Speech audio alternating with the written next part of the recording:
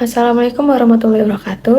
Halo semua, kenalin nama aku Indah Dwi Ariati dengan NIM 240 2012 1140 204. Aku dari Universitas Diponegoro, Program Studi Biologi angkatan 2021. Nah, di sini aku akan membahas tentang organisme dari lumba-lumba dalam rangka untuk memenuhi tugas dari mata kuliah biologi laut. Langsung aja disimak. Kalian pasti tahu dong lumba-lumba ini hewan apa? Yap, lumba-lumba ini merupakan mamalia laut yang terkenal akan kecerdasan dan interaksinya dengan manusia. Selain itu, sistem alamiah yang melengkapi tubuhnya ini sangat kompleks. Mereka memiliki asal-usul evolusi dari hewan darat yang bermigrasi kembali ke laut. Lumba-lumba ini memiliki kelebihan, yaitu termasuk kemampuan berenang cepat, penggunaan alat dan kemampuan belajar yang tinggi, dan komunikasinya kompleks dengan menggunakan berbagai jenis suara dan bahasa tubuh untuk berkomunikasi satu sama lain. Nah, lumba-lumba ini hidup dalam kelompok sosial yang disebut kelompok atau skop. Mereka memiliki hubungan sosial yang kuat saling mendukung dalam mencari makanan dan melindungi anggota kelompoknya. Lumba-lumba ini bisa hidup di lautan mana saja loh.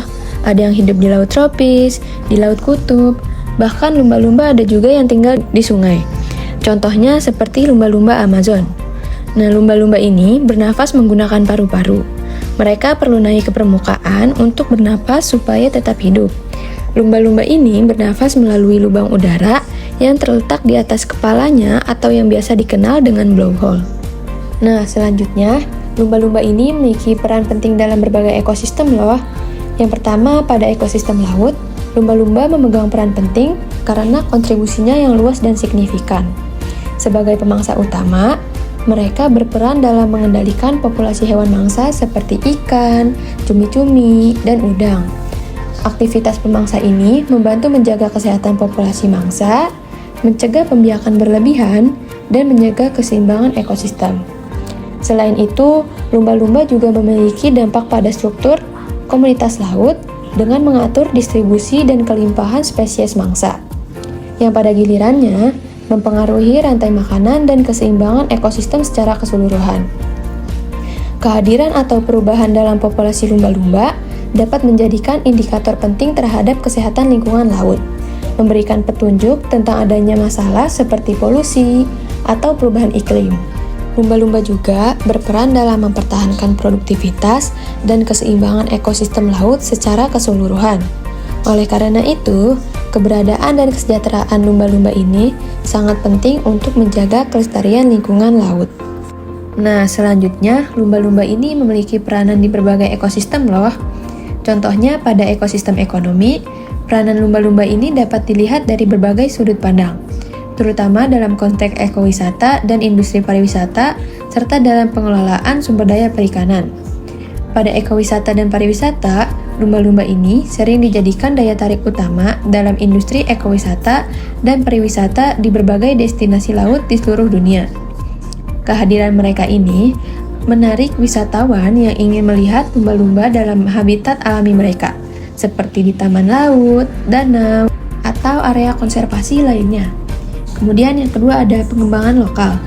Ekowisata berbasis lumba-lumba ini juga dapat berkontribusi pada pembangunan ekonomi lokal di daerah yang sebelumnya bergantung pada sektor ekonomi lain yang mungkin merusak lingkungan. Dengan mengembangkan industri pariwisata yang berkelanjutan dan berorientasi pada konservasi, komunitas lokal dapat memperoleh pendapatan tambahan dan bahkan meningkatkan taraf hidup mereka. Kemudian yang ketiga ada pemantauan lingkungan. Nah, lumba-lumba ini juga dapat berperan dalam pemantauan lingkungan laut.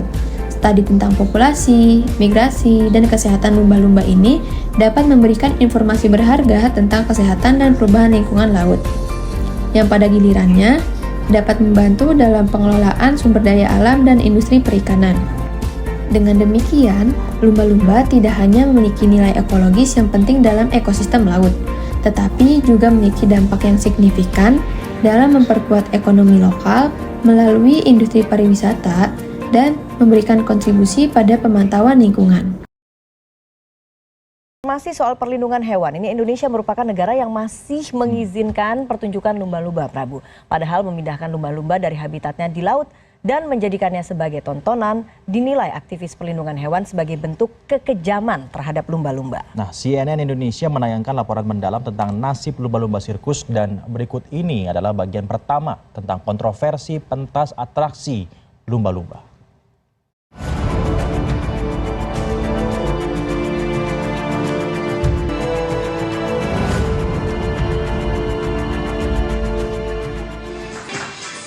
Sirkus lumba-lumba keliling masih merupakan pertunjukan populer di Indonesia.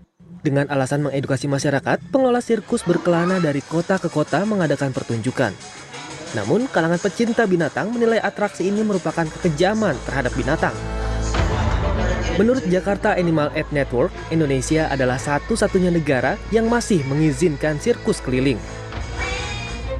Sirkus keliling ini kami nilai sangat kejam ya. Pertama dari sarana transportasinya. Waktu itu mereka menggunakan truk, terus mereka hanya dilapisi oleh mentega, terus juga kadar air dari kolam itu sendiri yang mana air tawar dicampur dengan klorin dan garam seperti itu. Yang kita tidak tahu takarannya seperti itu. Saat ini ada 4 perusahaan yang dalam perizinan dianggap sebagai lembaga konservasi yang mendapatkan izin dari pemerintah untuk melakukan pertunjukan keliling.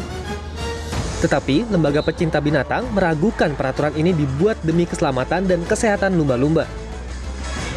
Lumba-lumba adalah hewan yang memiliki naluri bersosialisasi tinggi. Di habitat asli, mereka biasa hidup berkelompok. Hidup di luar habitat dan patuh pada aturan tentu berpengaruh pada kondisi fisik mereka. Abdur Rahim, Jakarta. Baik, mungkin itu saja yang bisa saya sampaikan. Kurang lebihnya mohon maaf. Wabillahi taufiq wal hidayah. Wassalamualaikum warahmatullahi wabarakatuh. Terima kasih.